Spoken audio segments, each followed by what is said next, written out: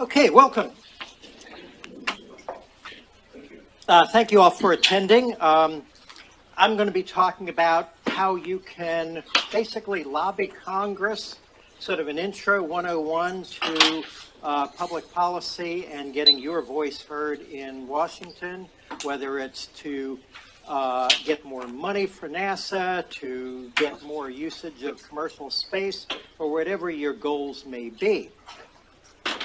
Now, my background, I'm a former legislative director and space advisor, that's me with Buzz, in Congress. I used to work for the member that represented the Johnson Space Center in Houston.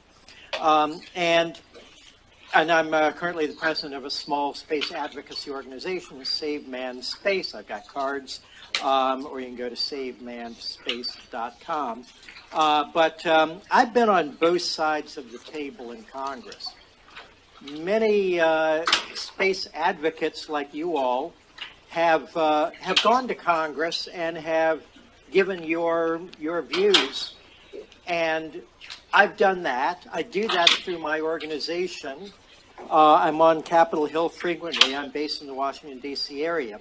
But also, I was on the other side of the table. So I'm the guy that when you would go to Washington to meet with your legislators, I was the guy you'd meet with. Number one, I was a space advisor. Number two, I was senior staff. So when there's something like that, I would handle the meeting myself because I wanted to hear from what you all are most interested in. So I know what advocates like you want to promote, and I know what a member of Congress needs and wants to hear. And that's sometimes a little bit different than what you might think is the most important, because Congress has things they can do and things they can't do. As there's sort of a semi-humorous saying on Congress that in Congress that a member of Congress can do three things. He can make a phone call, he can write a letter, or he can write a bill. There's more, of course, but that kind of sums it up in one. So what he can't do is say, we're going to use Starship necessarily. Well, you could write that into a particular piece of legislation. I'll get that into later. But first off, let me ask, has anybody here been to Congress? Have you ever met, good, your members of Congress, excellent, or any others? A little bit later, I'll be giving you some ideas as to how you can not only from where you are be in contact with members of Congress, but also there's periodic annual lobbying days that people go to Congress in Washington. You fly in and you lobby for a couple of days visiting a number of offices, and that can make a difference. So I appreciate y'all's activism. Now, why would you want to meet with your legislators? One reason would be you're promoting a particular idea, maybe using Starship more or funneling more money to new space and less to legacy, whatever it is. Tell them sink the gateway and just go to the moon directly. Or perhaps you just want to judge and inspire your member of Congress's views on space. There's many that are very positive on space. They love it. And there's many that you talk to them or their staff and it's sort of like, yeah, well, we spent enough on space, and they got no real interest. But even some of those, I'll tell you how to work with some of those people. This is me and some people in a congressional visit. I think this was sponsored by AIAA a few years ago. So I always participate in those as well as things I'm doing myself. So I want to make your phone calls, your letters, and any visits that you have to Congress more effective. For example, every year, Congress does two key things that make a huge difference about the space program. Number one, there's a NASA authorization, and there's a NASA appropriations. Now, you'll hear these words and they may be a little confusing. They're confusing to most people, but to oversimplify it, an authorization bill is a big, thick bill, and it specifies what Congress can and can't, what an agency can and can't do.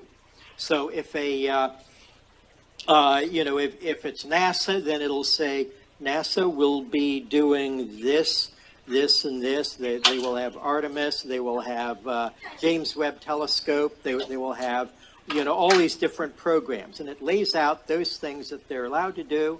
It may say you can't do this or that, like space cooperation with China, where it's fraught with technology plunder and so forth for their military and commercial purposes. And then there's the appropriations. So the appropriations is a separate thing, and that basically says, how much can you spend? Here's your budget, and here's your budget for each little, line item. So there's these two competing things in Congress, and but these are written in the winter and early spring. So not unsurprisingly, some of the big organized congressional visits of space advocates like you all happen in February and March. March Storm, the Space Exploration Alliance's Blitz, and so forth. Why? Because they're writing these bills early in the year. So the idea is to get your viewpoints. If you can interest a member of Congress to put it into the authorization or the appropriations, then you may get some money and some language saying, do this, don't do that. Now, when you want to contact your member of Congress, a few things to note. This is kind of a very simplified, office organization. There's the member himself, the chief of staff, the legislative director. That's what I was doing, so I was in charge of all of the legislative assistants. Now, legislative assistants, LAs in Hill slang, and you actually use that. So when you're calling and you want to speak to the person in the office that deals with space, then say, let me talk to the Science and Space LA. Use that word, and they'll then say, oh, okay, this person knows what they're doing. Otherwise, they'll say, oh, because if you just call and say, I want the congressman to vote for going to Mars in 2033, they'll say either, okay, thanks, got it, bye, and then that's useless. Or they'll say, what's your zip code? Oh, you're not from this district. Okay, call your member of Congress, your own, bye. So, but if you say, I want to talk to the science, in space, the NASA, LA, then you're going to actually be able to, they'll actually connect you. They'll give you his email or her email, and they'll connect you. And that happens every day in Congress. So use that to your advantage, because that way you can get in direct contact with the person who is advising the congressman or senator on space policy.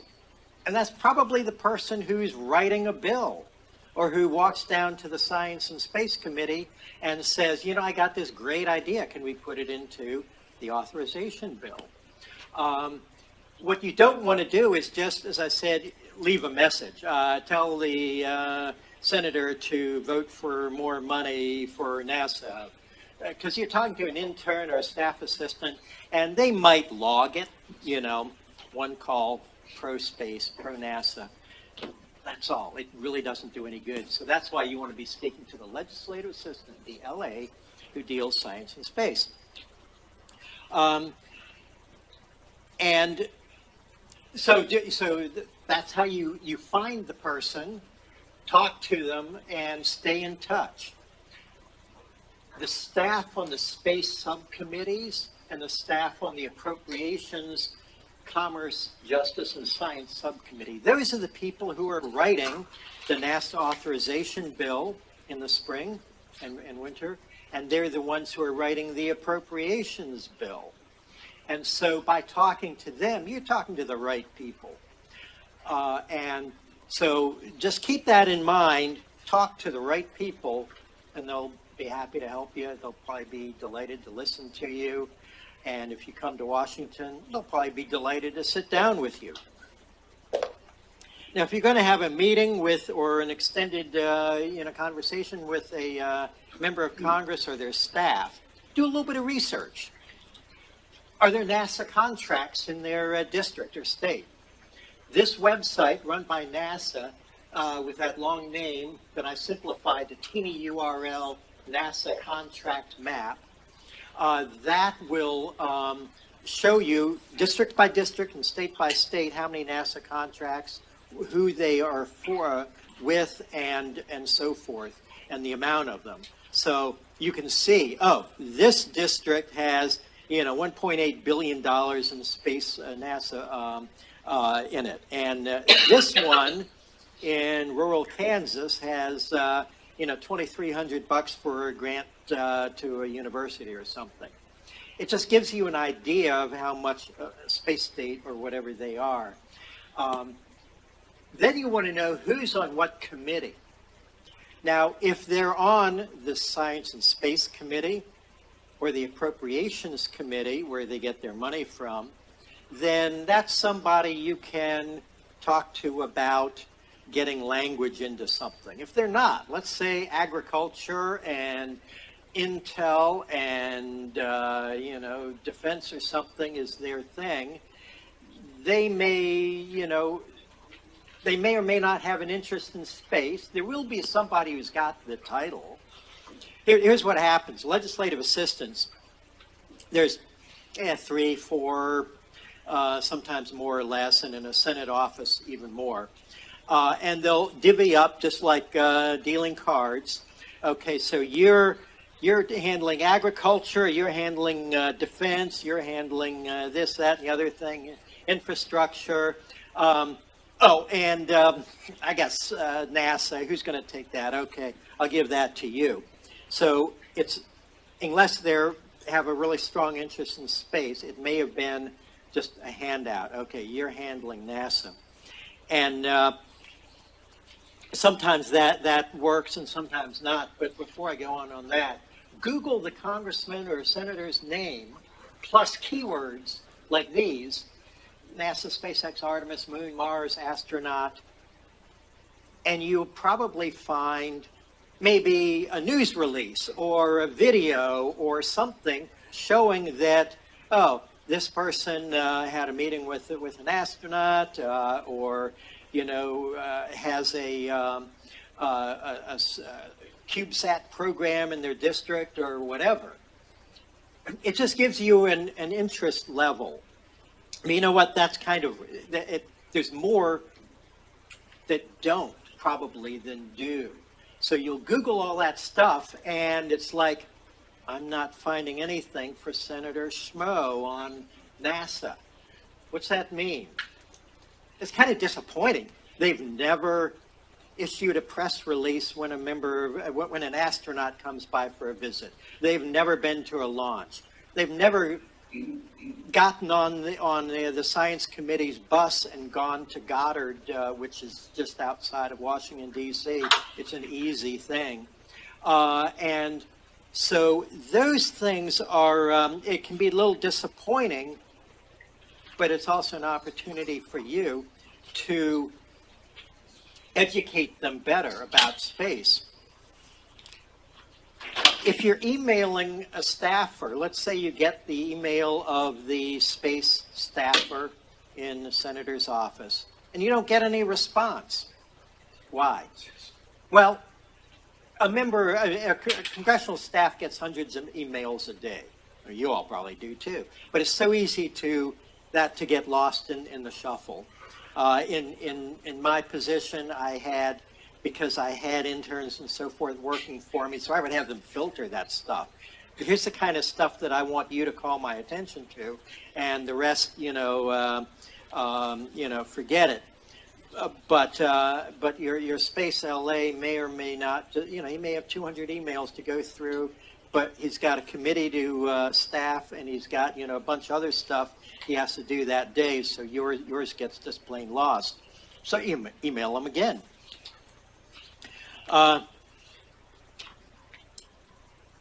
there are, as I mentioned, there's organized space advocacy visits. These are three of them, and there's several others. Space Exploration Alliance, look them up. Mars Society is a co-sponsor of that every February, and I've gone to these many years. We go down and we cover probably, depending on the amount of people who come, which is some hundreds, we'll visit maybe 200 House and Senate offices, meeting with their staff and a few members of Congress themselves. March Storm, National Space Society, and some others, AIAA, some of you may be members, they do their congressional visits in March. Again, why then? Why in the winter? Because that's when they're writing the bills for the year.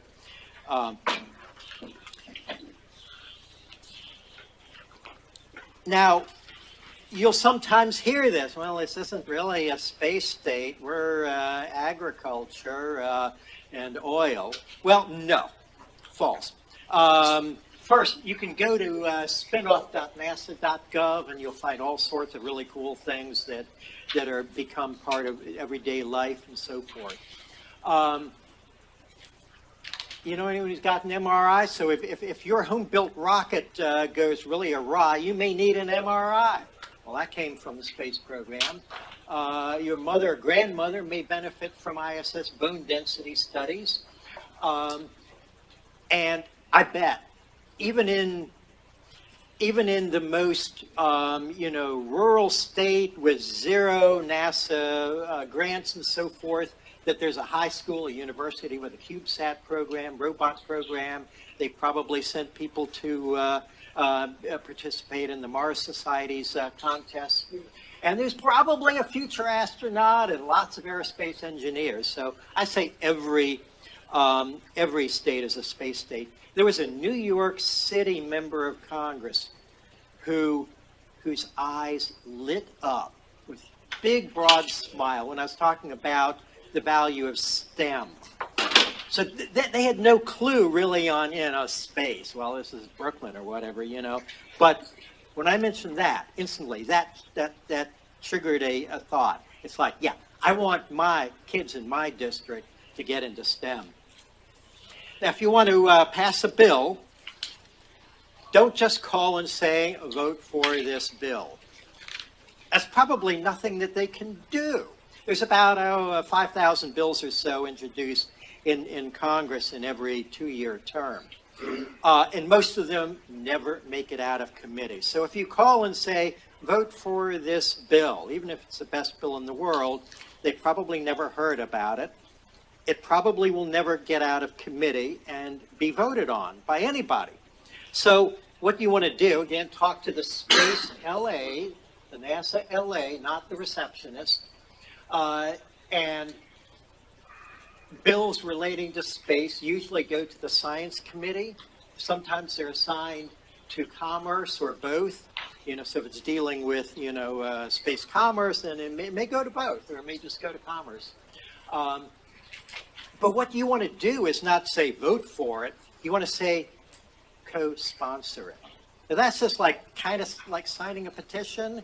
When a bill is introduced, it's just there.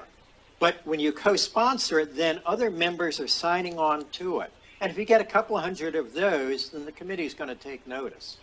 So ask them to co-sponsor the bill, and that's something they can actually do, and they'll appreciate hearing that.